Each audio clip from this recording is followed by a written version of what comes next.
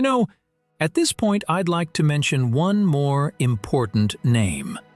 Only briefly, because this person was not a theorist. He was a practitioner. That distinction matters. Gestalt psychology is no longer simply part of psychology's classical history. It remains a living tradition. And like every major contemporary school of psychology, it developed not only its own ideas, but also its own therapeutic practice. That practice is Gestalt therapy.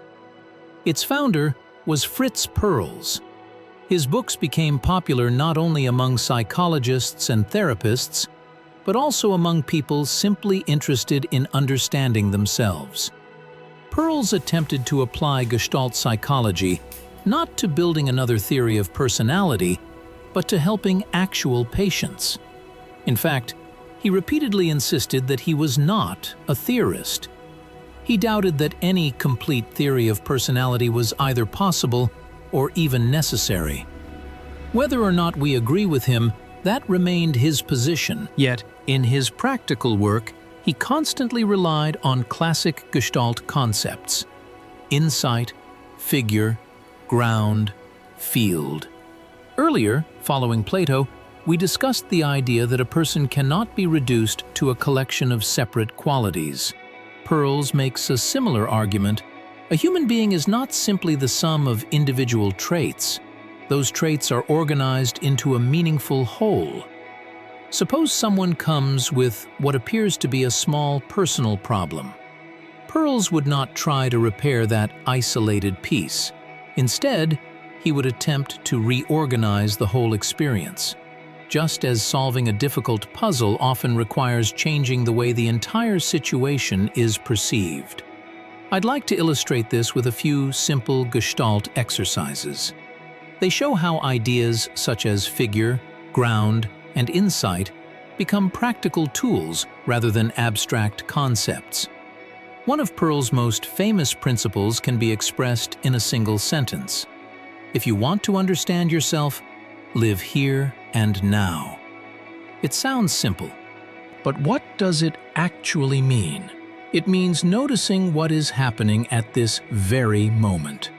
Perls often suggested a simple exercise. Take a blank sheet of paper. Write the words, "Here and now, I." Then continue writing. Simply notice what is happening within you right now. Insight, in its ordinary sense, begins with noticing. Sometimes, something suddenly catches your attention. Sometimes it doesn't. Insight cannot be forced. It appears when it appears. Perls emphasized that this is not classical introspection. There is no need to dissect experience into separate elements. Simply observe.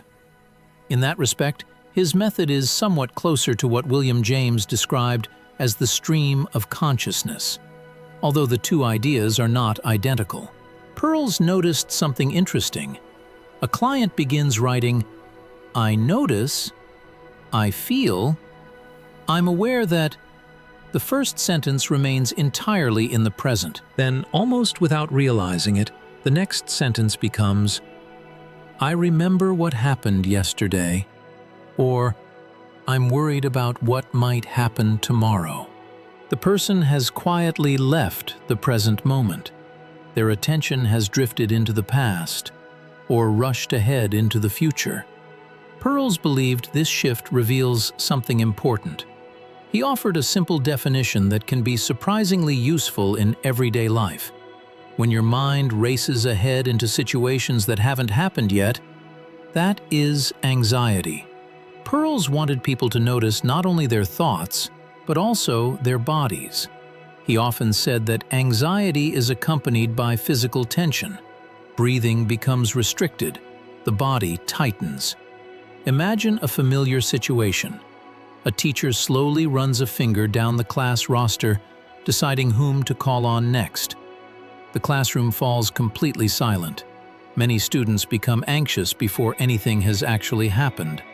Perls would ask, "Why? Nothing has happened yet. The teacher hasn't even called your name." Your mind has already transported you to the front of the classroom, But where are you really? You're still sitting at your desk. You're not standing in front of the class. So why experience that future before it arrives? As people learn to recognize this pattern, anxiety gradually begins to weaken. And as anxiety fades, something else becomes possible. Curiosity, interest, genuine engagement with what is actually happening. Perls carefully distinguished these experiences. Interest is not the same as anxiety. They are entirely different states of mind. Now let's consider another classic Gestalt idea: figure and ground. Normally, our attention selects one thing as the figure. Everything else becomes the background. Because perception is organized this way, whatever becomes the figure often appears larger and more important than it really is. This is why relatively small personal problems can sometimes seem overwhelming. Our attention enlarges them. Meanwhile, the background disappears from awareness. Perls suggested another simple exercise. Imagine a painting hanging in your home. You chose it because it attracted your attention. But after years of seeing it every day, you hardly notice it anymore. Now look at it differently.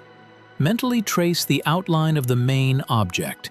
Notice that the same outline belongs equally to the object and to the background surrounding it. Now reverse them. Imagine that the background becomes the figure, and let the original figure fade into the background. At first, this feels surprisingly difficult. Perls like to illustrate this idea with a well-known artistic example. In Paris, you'll sometimes find artists selling playful variations of Leonardo da Vinci's Mona Lisa. In some of those versions, Mona Lisa herself has disappeared. Only the background remains. The purpose is not to change the painting. It's to force you to notice something you have ignored for years. You have always looked at the figure, but have you ever really looked at the background? The same principle applies to the painting in your own room. For a brief moment, the background becomes the figure. The original figure almost disappears. This reversal cannot last very long. Soon your perception returns to its familiar organization. But during that brief transition, something remarkable may happen. You suddenly notice details that were always there. Something new appears, not because the picture changed, but because your attention changed. Perls believed these moments often prepare the mind for insight. Let me finish with one final everyday example. You're waiting for a bus. You're running late. The bus becomes the figure. Your entire attention revolves around one question: when will it arrive? The more you worry, the longer the wait seems. Perls would ask a very practical question. Will your anxiety make the bus arrive any sooner? Of course not. So while you're waiting, try something different. Let the bus become the background. Notice the people around you. Observe their faces. Perhaps they're just as anxious as you were a moment ago. Look at the trees. Notice the changing light. Listen to the sounds of the street. You begin discovering details that were always present but never entered awareness. And then, almost unexpectedly, the bus arrives. Now it's time to get on.